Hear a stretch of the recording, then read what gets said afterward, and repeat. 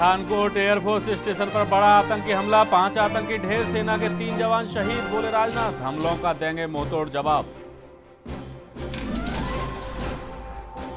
पठानकोट हमले का बड़ा खुलासा, पीओके में हुई थी आईएसआई की बैठक, कई आतंकी संगठन हुए थे शामिल, देश भर में हाई अलर्ट जारी। ऑड इवन फार्मूले का दूसरा दिन, आज सड़कों पर दौड़ी इवन नंबर की गाड़ियां, अभियान को सफल बनाने के लिए दिल्ली सरकार ने कसी कमर।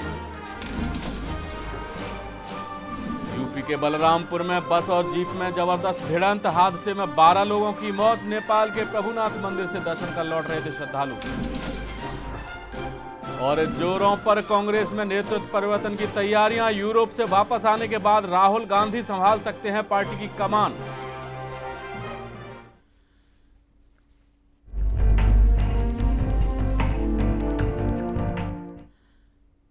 नमस्कार, आप देख रहे हैं A to Z न्यूज और मैं हीरेंद्र राठौड़ हाजिर हूं हमारी खास पेशकश मार्केट पल्स को लेकर। आज एक बार फिर हम बात करेंगे सोना चांदी के वायदा और हाजिर कारोबार की। बताएंगे कि बीते पूरे सप्ताह कैसी रही शेयर बाजार की चाल और कैसा रहा कमोडिटी बाजार का हाल, किन शेयर्स ने पकड़ी चाल, कौन से शेयर्स हुए बेहाल, और बताएंगे आपको करेंसी बाजार में कैसा रहा रुपए का हाल।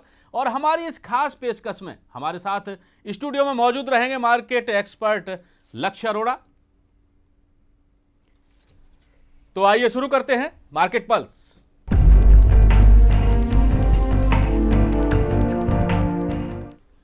और बात शुरू करेंगे बहुमूल्य धातुओं यानी सोना चांदी कारोबार से। प्रमुख एक्सचेंज एमसीएक्स पर दोनों कीमती धातुओं के वायदा व्यापार में इस सप्ताह भी खासी गिरावट देखने को मिली। शुक्रवार को सोने के चांदी के वायदों में सोना फरवरी का वायदा 15 रुपए घटा और यह 25,115 रुपए प्रति 10 ग्राम पर बंद रुका, जबकि सोना अप्रैल का वायदा 36 रुपए घटकर 25,218 रुपए प्रति 10 ग्राम पर रुका। सोने का सिक्का दिसंबर का वायदा 20 रुपए घटा और प्रति 8 ग्राम 19,996 रुपए पर रुका। सोना पेटल दिसंबर का वायदा 2 रुपए गिरकर 2,481 रुपए प्रति ग्राम पर पहुंच गया। चांदी की बात करें तो इसका मार्च का वायदा 114 रुपए घटकर 33,444 रुपए प्रति किलो पर बंद हुआ। चांदी मई का वायदा 94 रुपए गिरा और यह 33,902 रुपए प्रति किलो पर बंद हुई। चांदी के जुलाई वायदों में भी 183 रुपए की गिरावट देखने को मिली।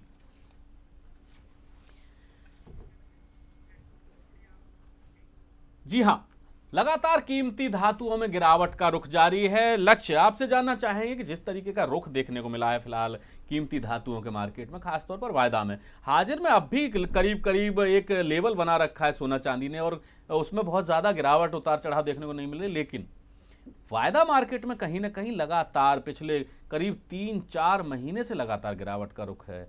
क्या कहेंगे इस पूरे मामले में? सबसे पहले नए साल की आपको बहुत बहुत मुबारक हो। मैं अगर गोल्ड की बात करना चाहता हूँ, गोल्ड में अभी भी ज़्यादा गिरावट नहीं आ पा रही। अब ये बहुत ज़्यादा सपोर्ट पकड़ रहा है गोल्ड और सिल्वर। और अभी गोल्ड की बात करें तो एक डाउन ट्रेंड दिखने को मिला है। और अगर हम पूरे साल की बात करें तो लगभग 6,730 पॉइंट गिरा है गोल्ड। 31,055 रुपये चलता था जनवरी में और इस साल ये 24,425 रुपये है। तो लगभग 6,700 की गिरावट देखने को मिली है।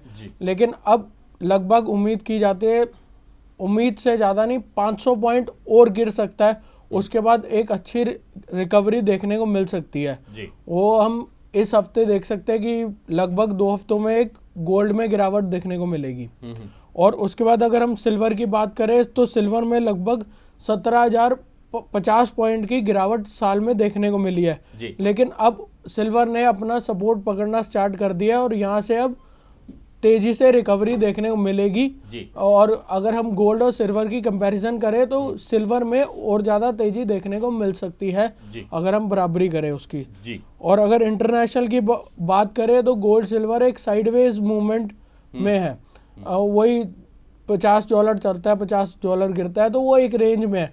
तो इसका मतलब एक बहुत अच्छी उछाल या गिरावट देखने को मिल सकती है आने वाले टाइम में। जी बिल्कुल। और लक्ष्य, हम आपसे जानना चाहेंगे कि ये जो हमारा, क्योंकि ये साप्ताहिक कार्यक्रम है और इस साल का, नए साल का 2016 का पहला कार्यक्रम है, आपसे जानना चाहेंगे कि आने वाले दिनों में और खास तौर पर 2016 में आपको क्या ट्रेंड दिखाई देता है सोना और चांदी का? अगर हम गोल्ड सिल्वर की बात करें तो आने वाले टाइम में मार्च के बाद एक रिकवरी, अच्छी वाली रिकवरी देखने को मिल सकती है। बात करें चाहे गोल्ड की बात करें चाहे सिल्वर की बात करें, वो अपने एक परफेक्ट सपोर्ट पे है, तो यहाँ पे बहुत अच्छी रिकवरी देखने को मिल सकती है। और जैसे जैसे इस प्रोडक्ट की डिमांड बढ़ती जाएगी, क्योंकि इसको हम बुलियंस भी कहते हैं, तो इसमें एक तेजी देखने को मिलेगी जी। इसका मेन रीजन है कि अब ये सबसे लोअर पोजीशन पे है, अब यहाँ से रिकवरी, यानी कि आपका ये मानना है कि आने वाले दिनों में खास तौर पर 2016 शुरू हो गया है और इसके बाद सोना चांदी का जो लोअर लेवल था करीब करीब आ गया है और अब आने वाले दिनों में सुधार देखने को मिल सकता है। हाँ, लगभग 50% रिट्रेस करेगा। इसका टेक्निकल में बोलते हैं रिट्रेसमेंट। जो अगर बाजार एक साल में गिरता है तो उसमें कम से कम लगभग 50% की रिकवरी देखने को मिलती है। जैसे अगर गोल्ड की बात करें तो वो 6000 गिरा तो लगभग 3000 की रिकवरी आएगी। उसी तरीके से सिल्वर की बात करते हैं तो लगभग वो 17-18 हजार गिरा है तो वो 8000 तक रिकवरी करेगा।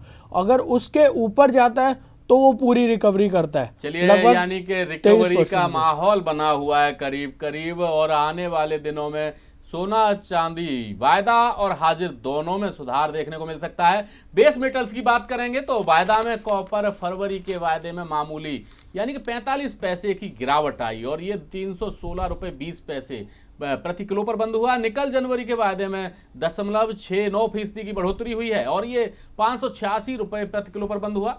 एल्यूमिनियम जनवरी का वायदा की बात करें तो 0.25% की बढ़ोतरी के साथ 100 रुपये 40 पैसे पर बंद हुआ है। शीशा जनवरी का वायदा 0.21% चढ़ा और 118 रुपये 30 पैसे पर बंद हुआ है। जिंक में भी सुधार देखने को मिला है और यह 0.38% चढ़ते हुए 106 रुपये 55 पैसे पर बंद हुआ है।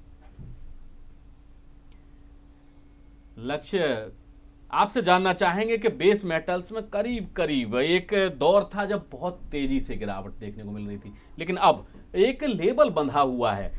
50 पैसे 40 पैसे 1 रुपये उतना ही उतार चढ़ाव देखने को मिल रहा है। कुछ मेटल्स में हल्का सा सुधार देखने को मिला है तो कुछ मेटल्स में से हल्की गिरावट भी देखने को मिली है और पिछला ये ट्रेंड जो है पिछले करीब 2 से 3 हफ्ते से लगातार जारी है। क्या लगता है आपको कि ये आगे भी ऐसा ही कुछ रह सकता है? अभी हम बात करें, अभी बाजार जो है बेस मेटल का वो रेंज बाउंड में है। वो अभी ऊपर जाता है नीचे जाता है, लेकिन वो अभी पर्टिकुलरली रेंज बाउंड में है। तो अगर जब बाजार रेंज बाउंड में होता है तो एक अच्छी गिरावट या तेजी देखने को मिलती है, तो वो रेंज डिसाइड हो जाती है। जैसी वो रेंज कट ऑफ करता है अपनी ऊपर या नीचे, वो उस हिसाब से डिसाइड कर लेता है कि बाजार तेज रहेगा या नीचे आएगा। और डिमांड सप्लाई भी उसी तरीके से चलती है, कितनी स्पेकुलेशन हो रही है, कितनी डिमांड है, कितनी सप्लाई है, कितनी इंटरनेशनल बाजार पे भी सारा डिपेंड करता है कि कितना। जैसे अब एल्यूमिनियम की बात करें, पिछले साल भी बेस मेटल में अच्छी वाली गिरावट सब कमोडिटीज में देखने को मिली। लगभग एल्यूमिनियम की बात करें वो भी 30 पॉइंट गिरा, कॉपर की बात करें वो लगभग 150 पॉइंट गिरा, निकल की बात करें 400 पॉइंट गिरा। तो उसी तरीके से जो बाजार है वो गिरा। इसका मतलब अब वो धीरे धीरे रिकवरी आने की चांसेस बढ़ जाएंगे। और बात करें 2016 के लिए, मैं जानना चाहूंगा कि 2016 में कैसा भविष्य रहने वाला है इन बेस मेटल्स का? अगर हम 2016 की बात करें तो अब नया फाइनेंशियल ईयर स्टार्ट होगा अप्रैल में, तो उसके बाद धीरे धीरे उसकी डिमांड बढ़ती जाएगी, क्योंकि गर्मियों में इन बेस मेटल्स की डिमांड बढ़ती है क्योंकि इसमें यूसेज बहुत ज़्यादा होती है। तो इसमें धीरे धीरे अब रिकवरी स्टार्ट हो जाएगी। अब इस टाइम बहुत अच्छा टाइम है परचेज करने का बेस मेटल्स को, क्योंकि अब चाइना से भी बहुत अच्छी डिमांड बढ़ती जा रही है दिन प्रतिदिन से, तो इसलिए उसमें इंक्रीज आने की उम्मीद है। चलिए, बिल्कुल, अगर बेस मेटल्स की बात करें तो फिलहाल इन्वेस्टमेंट का अच्छा मौका है और खरीदारी का भी बेहतर समय है, क्योंकि आने वाले दिनों में जो हमारे एक्सपर्ट बता रहे हैं उसके मुताबिक आने वाले दिनों में इनकी मांग बढ़ेगी और जाहिर सी बात है मांग बढ़ने के साथ साथ कीमत भी बढ़ेगी। अब आते हैं एनर्जी सेगमेंट में। मिला जुला रुख देखने को मिला है पिछले बीते सप्ताह। किसी दिन गिरावट तो किसी दिन मजबूती देखने को मिली। शुक्रवार को कच्चे तेल में एक बार फिर गिरावट देखने को मिली है। जनवरी का वायदा 0.60% की गिरावट के साथ 2478 रुपये प्रति बैरल पर बंद हुआ है। नेचुरल गैस में चढ़त देखने को मिली है, थोड़ा सा बढ़ा है इसके दाम और इसका जनवरी का वायदा 0.77% चढ़ते हुए 157 रुपये 10 पैसे प्रति MMBTU पर बंद हुआ है। आपको बता दें कि पिछले दिनों नायमेक्स पर क्रूड $35 के नीचे फिसल गया था और लगातार आने वाले समय में भी ऐसी ही संभावना व्यक्त की जा रही है कि कच्चे तेल के दामों में अभी भविष्य कैसा रहेगा आने वाला समय बता पाएगा। लक्ष्य, आपसे जानना चाहेंगे हम कि जिस तरीके का माहौल देख रहे हैं, नेचुरल गैस कुछ बढ़ता है, थोड़ा सा बढ़ता है और कच्चा तेल जो वायदा है वो हल्का सा गिरता है, क्या है दोनों का? अगर हम बात करें क्रूड ऑयल की, क्रूड ऑयल में अभी थोड़ी बहुत गिरावट अभी भी बची है क्योंकि लगभग उम्मीद की जाती है कि $32 तक आएगा क्रूड ऑयल और फिर रिकवरी देखने को मिलेगी। और अभी रेंज जो डिसाइडेड है क्रूड ऑयल की वो 2550 के और नीचे 2277 के उसी रेंज में है। और लगभग अब जो बाइंग आएगी जब ये 2300 रुपए में मिलेगा तब हम इसके अंदर क्रूड ऑयल में बाय कर सकते हैं जी। और क्रूड ऑयल इंटरनेशनल बाजार में भी थोड़ा सा गिरेगा, उसके बाद एक अच्छी रिकवरी देखने को मिल सकती है जी। उसी तरीके से हम नेचुरल गैस की बात करें, नेचुरल गैस में इस हफ्ते बहुत तेजी देखने को मिली है क्योंकि वो लगभग उम्मीद यही होती है कि वो क्रूड से ऑपोजिट चलता है और जो सर्दियों का टाइम होता है उसके अंदर नेचुरल गैस की जो डिमांड होती है वो बहुत ज्यादा होती है, इसलिए अब जो गिरावट होनी थी वो हो चुकी है, अब इसके अंदर रिकवरी देखने को मिलेगी जी। और क्योंकि इसके अंदर मेन जो डिमांड होती है वो बढ़ रही है धीरे धीरे और लगभग इसकी डिमांड जो होती है वो मिड तक चलती है, लगभग 15 से 16 फेब तक चलती है, उसके बाद इसकी एक रेंज आ जाती है,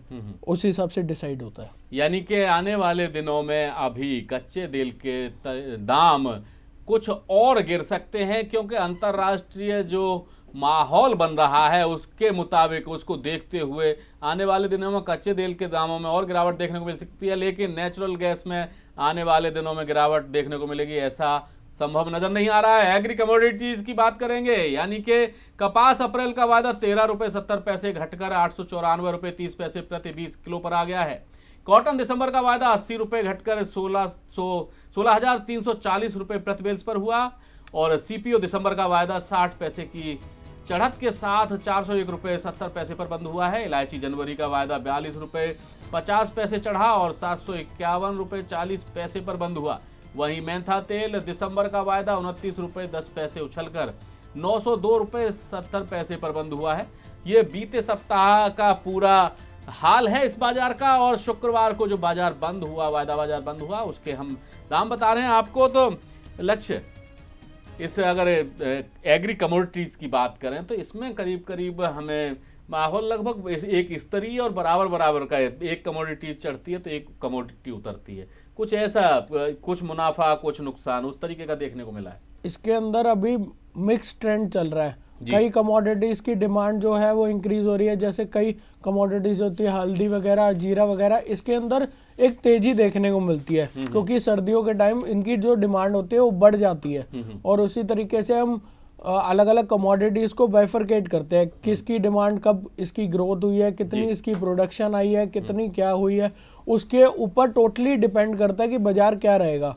ओवरऑल बात करें तो साल में भी ज्यादा कुछ देखने को मिला नहीं, कॉटन में तेजी थी, गेहूं में तेजी थी, शुगर में तेजी थी, लेकिन जो पाम ऑयल था वो बराबर सी प्रोडक्शन हुई इसकी, ज्यादा तेजी भी नहीं, ज्यादा मंदी भी नहीं, करीब एक स्तर पर रहा है पाम ऑयल। तो कॉर्न की बात करें उसमें भी तेजी, सोया ऑयल में गिरावट देखने को मिली, लेकिन अब धीरे धीरे इनकी दोनों की डिमांड बढ़ रही है तो अब इसके अंदर तेजी देखने को मिल सकती है क्योंकि इसकी जो प्रोडक्शन है वो बिल्कुल सही आई है। जाहिर सी बात है कि आने वाले दिनों में एग्री कमोडिटीज का हाल भी सुधर सकता है क्योंकि जो गिरावट का स्तर था वो करीब करीब एक स्तर पर आ गया है, इससे नीचे जाता है तो बहुत ज्यादा घाटा हो सकता है कारोबारियों को भी और उत्पादकों को भी। और फिलहाल हमारी इस खास पेशकश में वक्त है छोटे से ब्रेक का, ब्रेक के बाद भी चर्चा जारी रहेगी, आप बने रहिए A to Z न्यूज के साथ।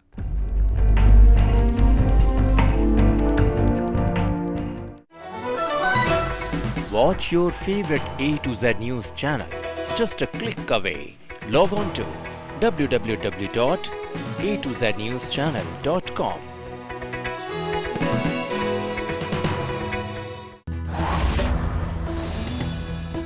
नई उम्मीद, नया जोश, जोश मोबाइल।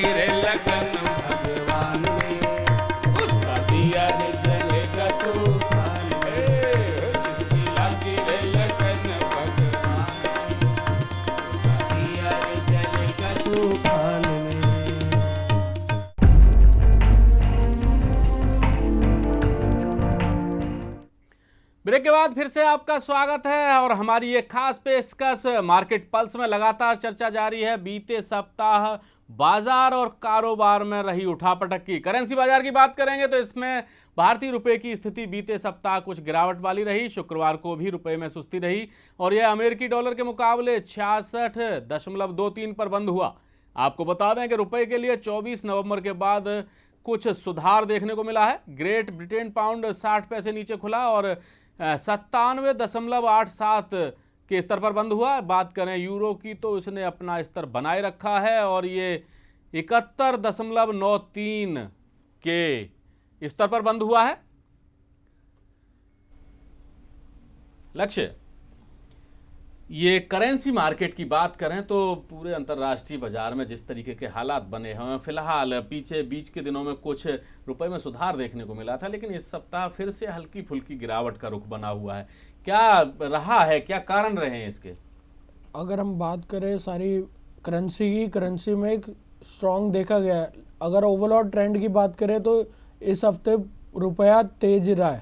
चाहे हम जीपीवी की बात करें, चाहे जापान की करेंसी की बात करें, चाहे डॉलर की बात करें या यूरो की बात करें, सब में एक तेजी देखने को मिली है अगेंस्ट यूरो। और अगर हम बात करें इसी तरीके से यूरो की जो रेंज है साल की, वो एक गिरावट देखने को मिली है। पहले 8650 चलता था, अब 68.70 चल रहा है। डॉलर की बात करें 58 से, इसमें तेजी देखने को मिली है 58 से 68 तक। 10 पॉइंट की तेजी, बड़ी साल की, पूरे साल की ये तेजी रही है। लेकिन पूरे साल में भी अगर 10 पॉइंट अगर कोई चीज बढ़ती है तो करेंसी में बढ़त कही जा सकती है। बहुत बड़ी बढ़त है अगर पूरे साल की बात करें। तो अब जो ट्रेंड है वो संभल रहा है धीरे धीरे। जो करेंसी मार्केट है वो स्टेबल हो रहा है धीरे धीरे, जैसे क्योंकि हम मार्केट में भी अब डिमांड बढ़ती जा रही है और एक इम्पोर्ट एक्सपोर्ट पे भी एक रेंज डिसाइड हो गई है कि इस हिसाब से क्या डिसाइड करना है, रेंज परसेंटेज डिसाइड हुई है।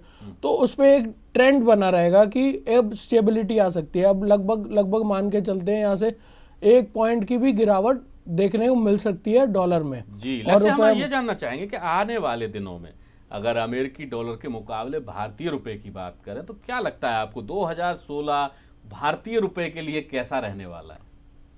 अगर हम देखें तो तेजी देखने को मिल सकती है और लगभग अगर हम बात करें तो अप्रैल के बाद एक ट्रेंड डिसाइड हो जाएगा कि क्या रहेगा। और अगर इसने 65 पॉइंट के नीचे आता तो लगभग हम देख सकते हैं 59 या 58 तक भी एक गिरावट अच्छी भली देखने को मिल सकती है। और इसकी धीरे धीरे जैसे आरबीआई डिसाइड कर रहा है, रेट कट कर रहा है, तो एक रुपए में इसका मतलब स्टेबिलिटी है और मार्केट में एक स्टेबिलिटी है। और जैसे गवर्नर ने डिसाइड भी किया है कि मार्च में वो अपना रेट कट फिर करेगा, तो इसका मतलब हमारी मार्केट जो है वो बहुत स्ट्रांग है। जी, यानी कि आने वाले दिनों में भारतीय रुपए का मार्केट स्ट्रांग नजर आ रहा है, मजबूत नजर आ रहा है। यानी कि अगर लक्ष्य रुपए की कीमत बढ़ती है तो जाहिर सी बात है अमेरिकी डॉलर गिरेगा। हाँ, अगर अमेरिका डॉलर ऑटोमेटिकली गिरेगा, जब हमारा रुपया मजबूत होगा तो डॉलर तो ऑटोमेटिकली डिसाइडेड ही होता है कि वो गिरेगा, क्योंकि उसी के अंदर स्पेकुलेशन होती है, उसी के अंदर ट्रेड होता है। जी। और भी सर्कमस्टांसेस है, ग्लोबल भी डिसाइड करेगा कि क्या बाजार रहता है। जाहिर सी बात है, लक्ष्य के अंतर्राष्ट्रीय बाजार के हालात भी तय करेंगे कि भारतीय रुपए की स्थिति क्या रहेगी, लेकिन भारतीय अर्थव्यवस्था भी इसमें महत्वपूर्ण योगदान निभाएगी कि वो किस रास्ते पर जाती है। शेयर बाजार में इस सप्ताह सुधार देखने को मिला है। सेंसेक्स और निफ्टी दोनों में बढ़त का रुख बना रहा और इस सप्ताह शुक्रवार को सेंसेक्स 43.36 अंकों के सुधार के साथ 26,160.90 के स्तर पर बंद हुआ। पिछले सप्ताह ये 25,519.22 के स्तर पर रहा था। वहीं निफ्टी में 16.85 अंकों की बढ़त देखने को मिली है और ये 7,963.20 पर बंद हुआ है। आपको बता दें कि पिछले सप्ताह निफ्टी 7,761.95 के स्तर पर बंद हुआ था। मिड कैप और स्मॉल कैप शेयर्स में अच्छा कारोबार देखने को मिला है। IT, metal, energy, banking, auto, pharma और एफएमसीजी शेयर्स ने रफ्तार पकड़नी शुरू कर दी है। कंज्यूमर ड्यूरेबल्स शेयर में भी इस सप्ताह कारोबार देखने को मिला है। रिलायंस इंफ्रा, RIIL, इंडो सोलर, मार्पिन लैब, वकार्ड फार्मा, जेट एयरवेज, स्पाइस जेट, इंडिगो आदि सहित कई कंपनियों के शेयर्स में अच्छी बढ़त देखने को मिली है। वहीं कैडिला के शेयर्स में भारी गिरावट भी देखने को मिली है। हालांकि Punjab national bank, bank of Baroda, ICICI bank सहित बैंकिंग सेक्टर के शेयर्स में भी कुछ गिरावट देखने को मिली। लक्ष्य शेयर बाजार की बात करें तो कहीं ना कहीं कुछ हल्का फुल्का सुधार देखने को मिला है इस पूरे सप्ताह में। ज्यादातर शेयर्स बढ़त की ओर रहे हैं, चढ़ते हुए दिखाई दिए। अगर हम शेयर मार्केट की बात करें तो इसका मतलब हमारा जो बाजार है वो स्ट्रांग है, क्योंकि इस हफ्ते पूरा देखा जाए तो निफ्टी में भी तेजी देखने को मिली, सेंसेक्स में भी तेजी देखने को मिली, बाकी इंडेक्सेस में भी तेजी देखने को मिली, शेयर्स में भी तेजी देखने को मिली। जैसे हम बात करें उसकी मॉर्पिन लैब, जो छोटे छोटे मिड कैप स्मॉल कैप, उसमें भी एक बहुत अच्छा रुझान देखने को मिला। अगर मॉर्पिन लैब की बात करें, वो 2 महीने में अपना 10% का रिटर्न दे के गया और वो 20 पॉइंट चलता था, अब 41 रुपए चल रहा है। उसी तरीके से हम इंडो सोलर की बात करें, इंडो सोलर में भी एक तेजी देखने को मिली है और रिलायंस के जो पूरा सेक्टर है वो काफी स्ट्रांग रहा है इस हफ्ते। और निफ्टी की जो रेंज रही है वो 7950 को क्रॉस कर चुकी है। इसका मतलब ये है कि अब इसके अंदर तेजी देखने को मिल सकती है लगभग 8200 तक और फिर एक ट्रेंड डिसाइड होगा कि क्या रहता है, मंदी रहती है या तेजी रहती है। और अगर जिस तरीके से बाजार दिखा रहा है कि वो स्ट्रांग है, क्योंकि अगर स्टॉक स्ट्रांग होते हैं तो बाजार भी इसका मतलब स्ट्रांग ही रहता है। लक्ष्य लेकिन कैडिला के शेयर्स गिरे हैं, क्या कारण रहा है? कैडिला की शेयर्स का मेन कारण यह है कि यूएसए ने कोई केस जारी किया है अगेंस्ट मेडिसिन्स के, तो इस वजह से इसके अंदर लगभग 15% से 20% की एक ही दिन में गिरावट देखने को मिली है। बिल्कुल लक्ष्य। बाजार विशेषज्ञों का मानना है कि साल 2016 शेयर बाजार के लिए मिले जुले रुख वाला रह सकता है। हालांकि कुछ विशेषज्ञ मानते हैं कि कैलेंडर ईयर 2016 में सेंसेक्स 35,000 तक जा सकता है। 2015 के आखिरी दिन यानी 31 दिसंबर को सेंसेक्स का स्तर 26,117.54 रहा था। इसके मुकाबले चालू नए साल में सेंसेक्स के स्तर में 30% तक का इजाफा होने की संभावना जताई जा रही है। इसी तरह निफ्टी में भी भारी उछाल आने की उम्मीद बताई जा रही है और विशेषज्ञ मानते हैं कि इस साल निफ्टी 38% तक के उछाल के साथ 11,000 अंकों के स्तर तक जा सकता है। आपको बता दें कि पिछले साल मार्च में सेंसेक्स 30,024 यानी 30,024 के स्तर तक पहुंच गया था। लक्ष्य 2016 शेयर बाजार के लिए कुछ ज्यादा अच्छा लेके आ सकता है क्या? ऐसी उम्मीद की जा सकती है क्या?